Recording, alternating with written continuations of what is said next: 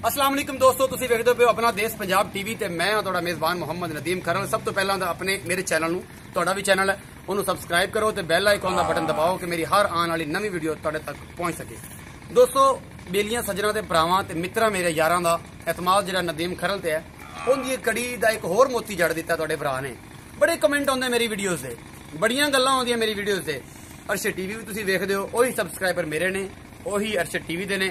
ते प्यार मोहब्बत का अंदाजा उन्होंने भी पुछ लांगे जिहड़े बंदे ने अज नवा मोती जड़िया इस हार दे विच। जनाब सरदार मोहम्मद अब्बास डोगर साहब ने जनाब समनाबाद फैसलाबाद तो उन्होंने जनाब साडी वीडियो या मेरे तलक की वजह तो इत्थे आके दो जानवर खरीदे ने राय मोहम्मद खान खरल साहब तो। ते जनाब ए पिछे मैं ते मेरा कैमरामैन जिहड़े मेरे काफ़ी दोस्त कहंदे ने ए मज एक ए पूरा वजूद बखाने जनाब इंदा, ठीक है। ते एक ए मज ते ए पूरा वजूद मैं ते मेरा कैमरामैन जनाब छिंदा कैमरामैन मेरा जनाब फैसलाबाद तो ही कैमरामैन उन्हां दे नाल आया होया। ये जनाब मेरा वीर भी हैगा, मेरा दोस्त हैगा। ते उन्होंने पूछांगे अज दी पूरे रस्ते की रौदाद भी कि किवें उन्होंने गुजरी। ते मैं मेरे मिलन आए थे तो मेरा नंबर ना मिलिया या गलती ना कोई होर नंबर मिलिया तो कित्थे कित्थे उन्होंने की होया, वो भी सारी गल्लां पूछांगे। ये जनाब सरदार अब्बास साहब जरा इत्थे तशरीफ ले आओ। बिस्मिल्लाह सर। एक बड़ी मोतबर शख्सियत ने जनाब समनाबाद फैसलाबाद तो। ये बड़े प्यारे बंदे ने, मेरे वीर भी ने ते मेरे चाचा जी भी ने, अगर गुस्सा ना करन तां।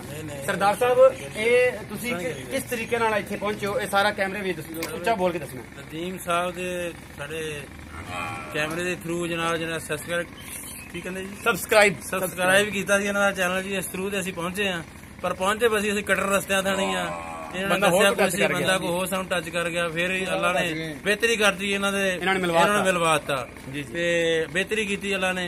असी इन्हों के थ्रू जनाब खान मोहम्मद खरल साहब को 2 भैंसा लिया 3,80,000 रुपए दी जनाब, ते बड़ी मोहब्बत फरमाई।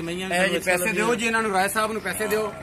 किन्ना बयाना दे रहे ने। कल जनाब बाकी आके अपने जानवर लै जाएंगे 3,80,000 रुपए दे विच 2 जानवर जिहड़े मेरे कैमरामैन ने विखाए ने छिंदे ने। ये जी 40,000 रुपया बयाना दे के जा रहे हैं। बाकी कीमत जिहड़ी हैगी वो कल दे के अदायगी करके अपने जानवर इन्हां साडे को अमानत ने। ये सब बड़ियां खल्ला ने, अल्लाह इन्हां दा हामी नासर होवे। सरदार साहब दा भी इन्हां दा भी। सरदार साहब कोई कमीशन कमाशन का चक्कर है? नहीं, कोई नहीं चक्कर। कोई लिया? नहीं जी, अल्लाह वाले ने। मैं तेन अल्लाह वाला सद्दिया ना है डोगर, पर अल्लाह वाला है बड़ा शरीफ आदमी है। अल्लाह पाक इन्होंने जिंदगी देवे। ते बस मैनू यही मुहब्बत हैगी है कि मेरे वास्ते बड़ी ऑनर की गल है कि मेरे ट्रस्ट से इन्ना लम्मा पंध करके मेरे भरा है, लेकिन रस्ते विचों किसी होर बंदे ने टच कर लिया, इन्होंने गलत नंबर मिल के उन्होंने काफी डिस्टर्ब किया। उन्होंने वास्ते इन्होंने सरदार साहब को माजरत ख्वाह हाथ जोड़ के कि सरदार साहब मैं माजरत करदा। ते राय साहब भी खड़े ने, इन्होंने बयाना ले लिया होया जनाब। कल मजा अपनी लै जाएंगे। इस तरह मेरी वीडियो लाइक शेयर तो कमेंट कराया करो, लोगों का प्यार मोहब्बत बताया करो कि इतने कोई ठगी जगाड़ी वाला काम नहीं है। एक सीधा साधा तुहाडा भरा है, तुहाडे भरावां वर्गा, कोई व्यापारी नहीं है, कोई कमीशन खोर नहीं है, कोई ऐसा हिसाब किताब नहीं है। अपना बहुत सारा ख्याल रखिया जे। मिलते हैं अगली वीडियो दे विच। जनाब पाकिस्तान जिंदाबाद।